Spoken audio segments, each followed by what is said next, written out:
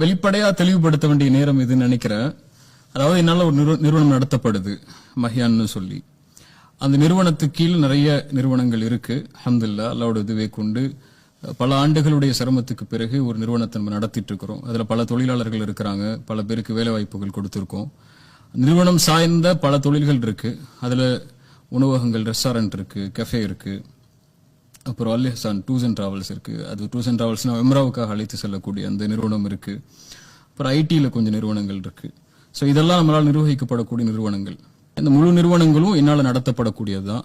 இந்த அரசாங்கத்துக்கு உட்பட்டு நேர்மையா வரி கட்டி, ஜிஎஸ்டி கட்டி, ஐடி ஃபைல் பண்ணி, கணக்கு வழக்குகள், இது எப்படி இந்த நிறுவனம் ஆரம்பிக்கப்பட்டுச்சு, எந்த முதலீடு கொண்டு ஆரம்பிக்கப்பட்டுச்சு, எல்லா டாக்குமெண்டேஷனும் கவர்மெண்ட் ரீதியா நம்மள்ட்ட தெளிவா அல்ஹம்துலில்லாஹ் இருக்கு.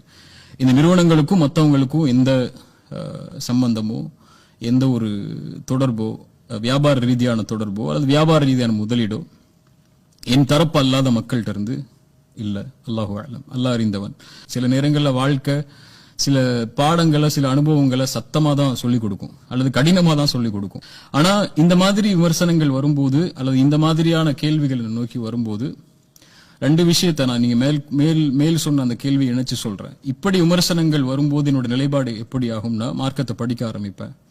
மார்க்கம் இதுல எப்படி நம்ம நடந்துக்க சொல்லுது, இப்படி ஒரு பிரச்சனைகளோ விமர்சனங்களோ இந்த மாதிரி கேள்விகளோ வரும்போது எப்படி நடந்து கொள்ளணுங்கிற ஒரு எண்ணத்தை படிக்க ஆரம்பிப்பேன். இப்ப ரெண்டு விஷயத்த இன்னைக்கு நான் படிச்சேன். அல்ஹம்துலில்லாஹ் அல்ஹம்துலில்லாஹ்ங்கிற ரெண்டு வார்த்தை அதுக்கு போதுமானதா இருக்கும். ஒரு அல்ஹம்துலில்லாஹ் எதுக்குன்னா, அபூதர்தா ரலியல்லாஹு அன்ஹு ரசூலுல்லாஹி ஸல்லல்லாஹு அலைஹி வஸல்லம் உடைய தோழர். அவர்கிட்ட கேட்பாங்க, அபூதர்தா, மக்கள் சில நேரம் நான் அவங்கள்ட்ட நடக்கும்போது இலைகள்ல நடக்கிற மாதிரி இருக்கு எனக்கு, சில நேரம் மக்கள்கிட்ட நடக்கும்போது முள் மேல் நடக்கிற மாதிரி இருக்கு. ரெண்டு காலத்தையும் நான் சந்திக்கிறேன். சில நேரம் அவங்க அநீதமா நடந்துக்கிறாங்க, நானும் அநீதமா நடந்துடுறேன்.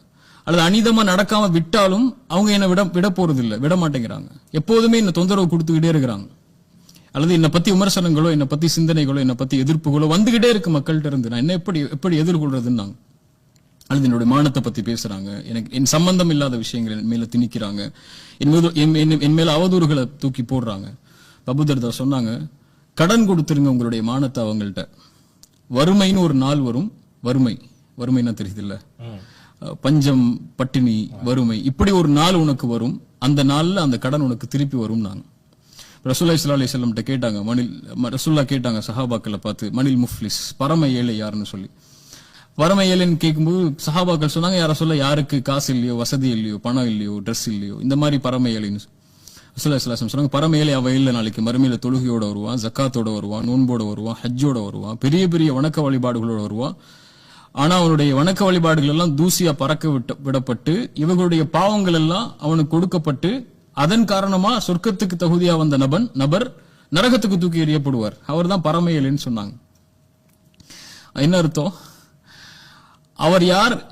இவரை பத்தி அவர் பேசியிருப்பார், அதனால அவர் நன்மை அவருக்கு கொடுக்கப்படும். அல்லது இவருடைய மானத்தை பத்தி பேசியிருப்பார், நன்மை அவருக்கு கொடுக்கப்படும்.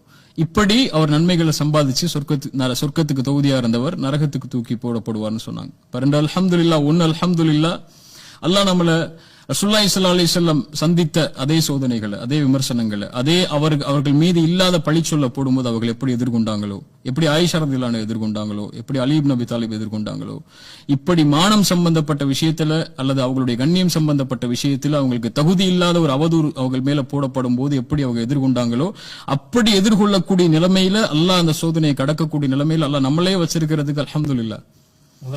ஆமா, அது பெரிய அல்ஹம்துலில்லாஹ்ல. அப்படி ஒரு சோதனையை சந்திக்கிறதுக்கு அல்லாஹ் வாய்ப்பு கொடுக்கறான்ல. அப்படி ஒரு சோதனையில வரும்போது, உன் கண்ணியத்துக்கு இழுக்கு வரும்போது நீ எப்படி கண்ணியமா நடந்து கொள்றன்னு தான் ரசூலுல்லாஹ் கற்றுக் கொடுத்தாங்க. எவ்வளவு கண்ணியத்துக்கு குறைவா அந்த சமூகம் அவங்களை நடத்தினாலும் அவங்க நடத்தினது கண்ணியமா தான், அவங்க பேசினது கண்ணியமா தான், அவங்க அதை எதிர்கொண்டது கண்ணியமா தான். அதுக்கு அல்ஹம்துலில்லாஹ். இரண்டாவது அல்ஹம்துலில்லாஹ், அவர்கள் நம்மளை பத்தி அவர்கள் அறியாத விஷயத்தை பேசுறதுனால அவர்களுடைய நன்மைகளுடைய கதவு திறக்கப்பட்டு நம்மள்ட்ட கொட்டிக்கிட்டே இருக்கு. பேசட்டுமே, இன்னும் பேசட்டும், இன்னும் எவ்வளவு பேச முடியுமோ பேசட்டும். கட்டாயமா ஒதுக்கப்பட தானே செய்வாங்க. அதாவது ரெண்டு விஷயம் இருக்கு. இன்னைக்குள்ள சூழல்ல ஒரு சத்தமான குரல்னு சொல்லி எந்த ஒரு குரலும் இல்ல சமூகத்துல. நம்ம தலைமுறையில ஒரு 5 வருஷம் அல்லது 10 வருஷம் முன்னாடி இருந்த சத்தமான குரல்கள் எல்லாமே விமர்சனங்களாலேயே அல்லது அவர்கள் மேல போடப்பட்ட பழிகளாலேயே ஒழிக்கப்பட்டுடுச்சு. அந்த பழிகளும் அந்த இழுசொல்களும் யாரால போடப்பட்டுச்சு? எதிர்த்தரப்புல இருக்கக்கூடிய மக்களால் அல்ல, நம்ம மக்களாலே போடப்பட்ட அவதூறுகளால, நம்ம மக்களே அவர்கள் மேல சொன்ன பழிச்சொல்களால, அவங்க செஞ்ச பாவங்கள், சில பாவங்கள் எடுத்துக்கொண்டு அவங்களை விமர்சிச்சதுனால அவங்களுடைய குரல் இன்னைக்கு இல்ல. இப்ப சமூகத்துக்காக குரல் கொடுக்கக்கூடிய மனிதர்கள் அவங்க தவறு செய்வாங்க, யாருமே தவறு செய்யாதவங்க இல்ல. தவறு செய்தால் அவர்களை அழைத்து அந்த தவறுக்கு வழிகாட்ட வேண்டிய சமூகம் அவர்களை ஒதுக்கி வைக்கிறதுக்கும் விமர்சனம் செய்யறதுக்கு மட்டும்தான் முன்னாடி இருக்கு. இப்படிதானே? யாரும் வழிகாட்ட முன்னாடி இல்லையே. இப்போ நானே ஒரு தவறு செய்யறேன்னு வச்சுக்கோங்களேன், எனக்கு என்ன வயது இருக்கும், 30 இருக்குமா, 31 அந்த மாதிரி இருக்குமா, 30-31 வயதுல இருக்கக்கூடிய நானே ஒரு தவறு செய்யறேன்னா, அனுபவம் இல்லாத மார்க்கத்தை படித்து கொண்டிருக்கக்கூடிய அல்லது சமூக மக்களோட அதிகமா பழகாத என் மாதிரி மக்கள் தவறுகள் செய்யப்படும் போது கூட அது விமர்சனமா தான் திரும்பி வருதே தவிர வழிகாட்டல எனக்கு திரும்பி வரல. அப்ப என்னுடைய பாதையில இன்னொருவர் நாளைக்கு ஒருவர் பயணித்தாலும் அல்லது என்னுடைய பாதையில யார் ஒருவர் சமூகத்துக்காக பயணித்தாலும் இப்படித்தான் சமூகம் விமர்சனங்களை கொண்டு மட்டுமே அவர் அழிக்கணும்னு நினைச்சதுன்னா அது எங்க கொண்டு போய் நிப்பாட்டும்? இப்ப யாரு வருவா இந்த சமூகத்துக்காக குரல் கொடுக்க? யார் வருவா இந்த சமூகத்துக்கு வழிகாட்ட?